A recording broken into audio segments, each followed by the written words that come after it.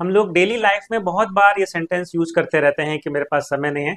तो आज के इस वीडियो में हम लोग समझते हैं कि क्या ये सेंटेंस सही है कि जब हम कहते हैं कि हमारे पास समय नहीं है, या इसका मतलब कुछ और होता है। तो इसको हम लोग कुछ उदाहरण से समझते हैं। जैसे मान लीजिए आप अपनी लाइफ में बहुत बिजी हैं और एक दिन आपके पास आपके घर का इलेक्ट्रिसिटी बिल आता है और आपके पास समय नहीं है उसको पे करने का।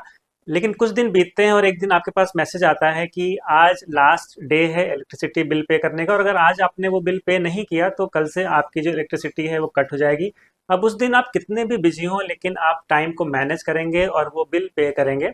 उसी तरह से अगर आपके बच्चे स्कूल में पढ़ते हैं और आपके पास स्कूल फी पे करने का मैसेज आता है, लेकिन आपके पास समय नहीं है उसको पे करने का, लेकिन एक दिन मैसेज आता है कि अगर आज आपने स्कूल फी पे नहीं करी तो कल से आपको एक अच्छा खासा फाइन लगेगा। अब उस दिन आप कितने भी बिजी हों, लेकिन आप टाइम मैनेज करेंगे और वो स्कूल फी पे करेंगे।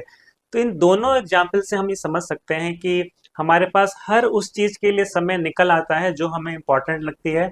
और जब भी हमें कोई चीज़ इंपॉर्टेंट नहीं लगती है तो हम उसके लिए ये सेंटेंस यूज करते हैं कि मेरे पास समय नहीं है। तो जब भी कोई इंसान ये कह रहा होता है कि मेरे पास समय नहीं है, तो एक्चुअली वो ये कह रहा होता है कि मुझे ये चीज़ इंपॉर्टेंट नहीं लगती है, क्योंकि हर वो चीज़ जो हमें इंपॉर्टेंट लगती है हम उसके लिए समय कहीं ना कहीं से मैनेज कर लेते हैं।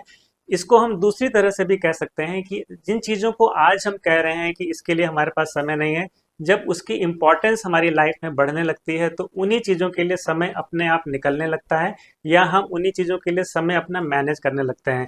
तो समय निकलना बाई प्रोडक्ट होता है कि वो चीज़ हमें कितनी इम्पोर्टेंट लग रही है। अगर वो हमें इम्पोर्टेंट लग रही है तो समय अपने आप निकलेगा, और अगर इम्पोर्टेंट नहीं लग रही है तो हमारे पास कितना भी समय हो, लेकिन हम ये सेंटेंस वहाँ पर यूज करेंगे कि इस चीज़ के लिए हमारे पास समय नहीं है।